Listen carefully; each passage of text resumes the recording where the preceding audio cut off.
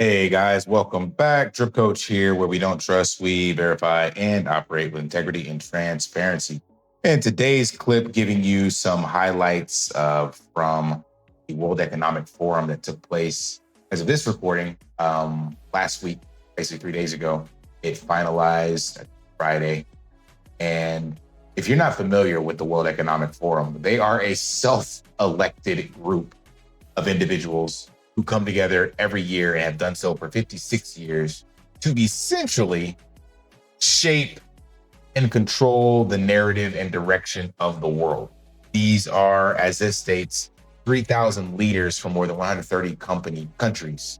They are the movers and shakers, the billionaires, the trillionaires, the people at the top of the food chain in different companies, all sorts of stuff. They meet together at Davos every year. And this year it has a little bit of different tone. So I highly encourage you to come out to World Economic Forum YouTube channel and watch the videos, like get the uncut things they talked about, because a lot of it is very interesting of what they're talking about. There's a narrative or push towards like getting more abundant energy for like nuclear. Elon Musk was talking about creating AI data centers in space. There was a talk about what Trump was talking about, getting crypto. Howard Lutnick talked about crypto. Coinbase CEO Brian Armstrong was there. A lot of stuff on Bitcoin and crypto.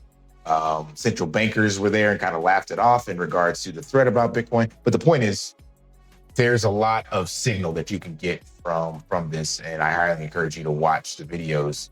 You'll put them on the background while you do other stuff. But I'll give you the intro from this, and then I'm going to give you a clip from Simply Bitcoin, because I like the way Rustin kind of sums things up.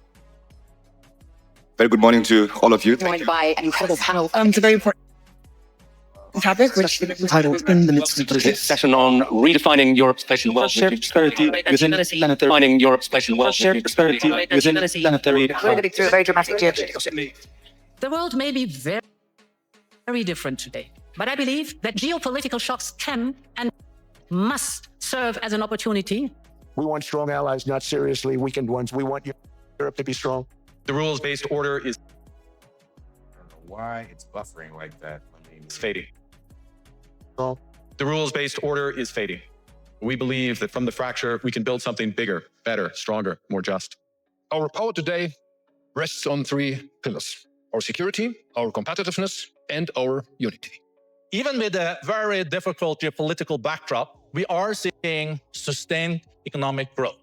The fact that the world is now moving to multipolarity also means that parts of the world are becoming more dynamic, economically stronger. Growth requires statecraft. I'm determined to break the circle of poverty. But the son of the poorest should not be poor. I think what government should be focused more on is policy conducive to growth. 当前新一轮科技革命和产业变革正在加速推进，带来新的历史机遇。 AI is technology that will diffuse faster and bring economic growth all around the world.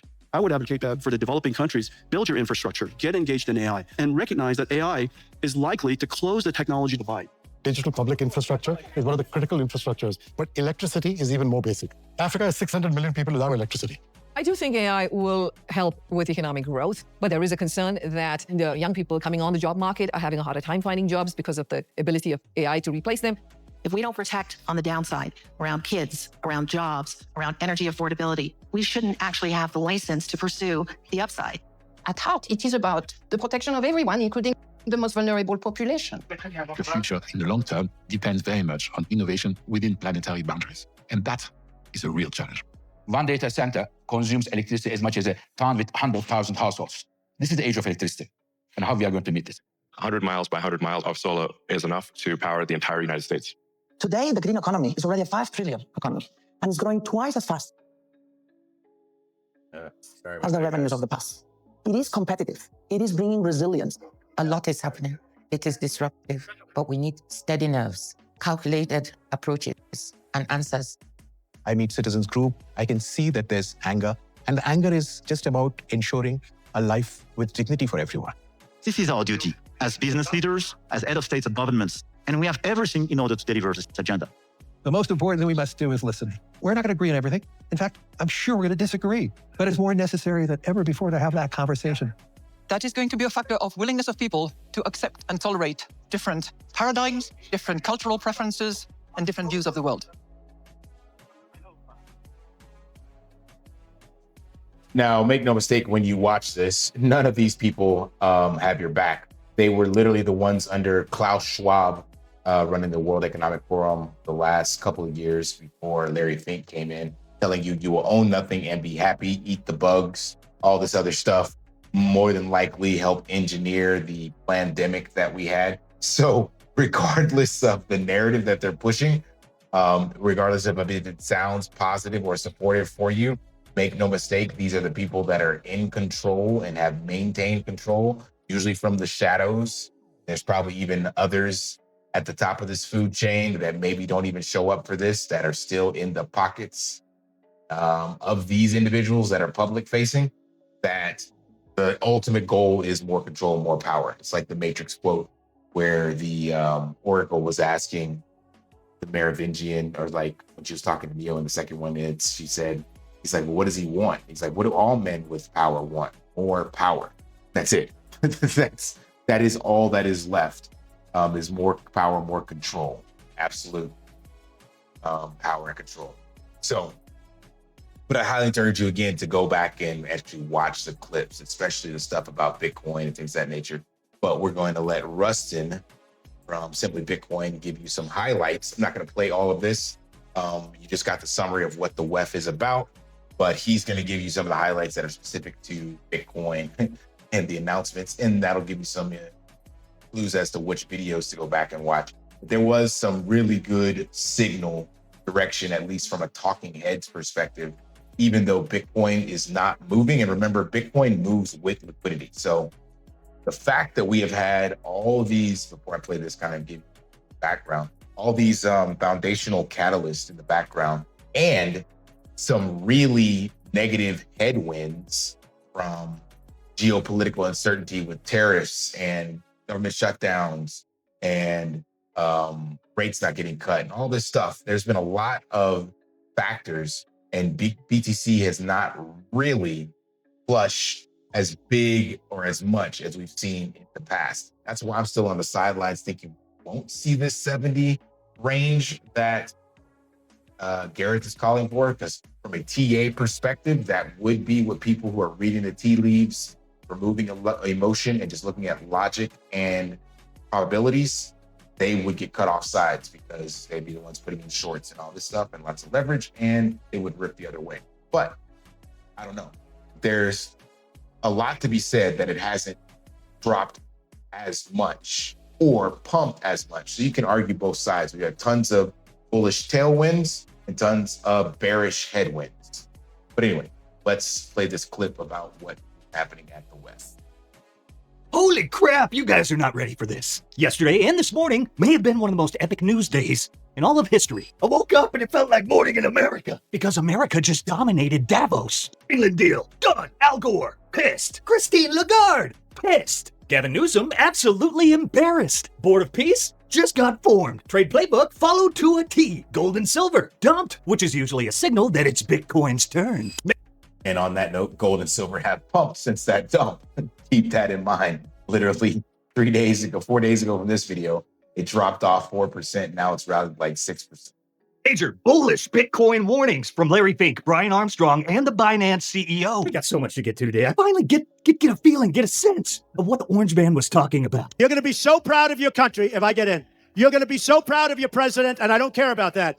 But you are going to be so proud of your country, because we're going to turn it around and we're going to start winning again. We're going to win so much. We're going to win at every level. We're going to win economically. We're going to win with the economy. We're going to win with military. We're going to win with healthcare and for our veterans. We're going to win with every single facet. We're going to win so much, you may even get tired of winning. And you'll say, please, please, it's too much winning. We can't take it anymore. Mr. President, it's too much. And I'll say, no, it isn't. We have to keep winning. We have to win more. We're going to win more. We're going to win so much. We're finally winning. Not bowing, not apologizing, winning. Oh, and did I mention this little doozy? But not exactly winning yet. but it does again feel like the tailwinds are there. Like stock market has ripped. So anyone that was in stocks, especially if of course Mag 7, S&P 500, they've been on that absolute rip since he's been in office. All the precious metals, those are up. Gas prices are down. So GDP print 5% or whatever. So clearly there is, as he said, it's going to be Wall Street and then Main Street. So Wall Street has had its run for sure. That was a 2016 clip, but the writing's on the wall. You can't argue that there have been positive momentum for those holding assets over the last 2 years or year in some change since he's actually been in office. I guess it's right at a year and like a couple of weeks, to be honest. But Main Street, and there's still people getting beat upside the head, the K-shaped economy, that people are still like, okay, I'm not winning. This sucks. But like Rustin's mentioning, maybe this is where things are going to start lining up, because remember, midterms are coming this year. And he's already talked about one of the biggest tax cuts or tax return for people making less than like 150K or something like that. And if you want to get voted back in, like Jack says, pretty much, I think it was Jack and forget the other guy's name right now, but you have to juice the elections. You got to give people an incentive to vote for you. And the only incentive is, hey, I'm going to give you free shit. Nobody wants to have things cut to fix the problem. They want you to hand out stimmy checks and, you know, make the price of things cheaper, even if it comes at the cost of inflation or debasement, I should say. So the writing is on the walls. We will see how it plays out. It's still very early. It's in the first inning right now, January. That's right, baby. We have an absolutely loaded show tonight. So strap in, fill up your cup with some commie tears, and get that popcorn ready. Oh, yeah. Very ironic that Governor Newsom, who strikes me as Patrick Bateman meets Sparkle Beach Ken, may be the only Californian who knows less about economics than Kamala Harris. He's here this week with his billionaire sugar daddy, Alex Soros, and the Davos is a perfect place for a man who, when everyone else was on lockdown, when he was having people arrested for going to church, he was having $1,000 a night meals at the French Laundry, and I'm sure the California people won't forget that. And I can tell my message to Governor Newsom is the Trump administration is coming to California. We are going to crack down on waste, fraud, and abuse. And I was told he was asked to give a speech on his signature policies, but he's not speaking because what have his economic policies brought? Outward migration from California, a gigantic budget deficit, the largest homeless population in America, and the poor folks in the Palisades who had their homes burned down. He is here hobnobbing with the global elite while his California citizens are still homeless. Shame on him. He is too smug, too self-absorbed, and too economically illiterate to know anything. Thank you very much. Let me know if you need any further clarification. It's just a thing of beauty. You want to watch it over and over. I told you guys many times, Besson is an absolute menace and a weapon, not just an economic weapon. He's a killer. I love this guy. He can cut at a moment's notice. Also willing to drop a guy if necessary. He's a full-service cabinet secretary. And guess who else absolutely killed it? Kind of a surprise to me, to be honest. Not the biggest fan. But damn it, this guy delivered in Davos. Straight out of Canada. I'm going to have to play that clip in another video because Rusty doesn't go into it, but Howard Lutnick definitely dropped some bombs on essentially, it's on in Jack Mahler's clips. I'll probably do it from Jack, basically stating how globalism has failed and yeah, we need to reshore, not offshore. So I'll save that one for later. But yeah, let me know what you guys think. And again, I highly encourage you to go check out the WEF video, the WEF YouTube channel to get the information straight from the horse's mouth. Don't get narratives like I'm spreading, but bits and pieces and clips, because that is the signal. If you want to know where things are going, these are the things you need to be watching. And that's why I also like Jack Mahler's, because he pulls all these different threads together and lays it out for you. You can go back and research this yourself. You can do your own research. That is the whole point. Don't trust, verify. I'm just giving you the resource of where I'm collecting information. Like I said, at this stage, just doubling down, tripling down on Bitcoin. There is no other alternative. There is no second best.